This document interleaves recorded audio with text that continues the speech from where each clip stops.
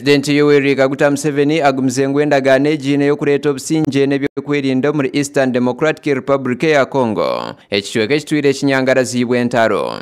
Niliwaambia wote kwamba hii ni sehemu kidogo ya shida ya Congo. Arugambaho n'abanyamakuru ari State Lodge muri Fort Portal, President Yoweri Kaguta Museveni ayorekere omugasho gw'endagaano egi ahambaju zona kandi yazishaba kuzigikuratira abwo kuba egenderire kureeta akarungi tabwa Democratic Republic ya Congo nk'ihanga lyonka oiro n'amahanga gagyetoroire otwarire mu Uganda. Mu ihanga lya Democratic Republic ya Congo nichwera ebyobushubuzi na za business omuri Kasese okubereshera abwo kuba district egi eri ahansharo na Congo. Ekase omu Uganda abakonzo ayabakola mu mukonzo oyoleyo tulinga milioni nguma na baitu Congo ilishe milioni 2.5 y'abakonzo zako kulaba nti netandika okukola ku nguudo zaayo kuba business awala bakitwala bulala ne enkulakulana kugamba abantu baffe bafune emirimu abantu baffe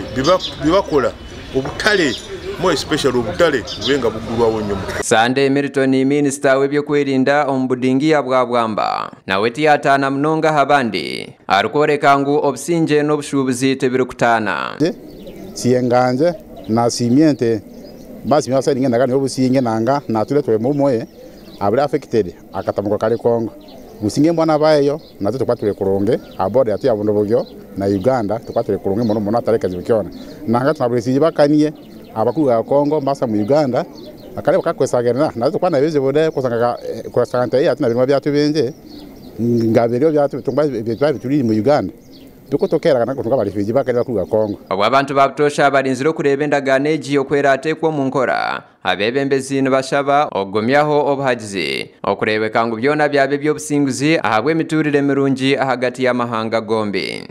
Gasha kwa Mate Isaac ahabwa Tayari West.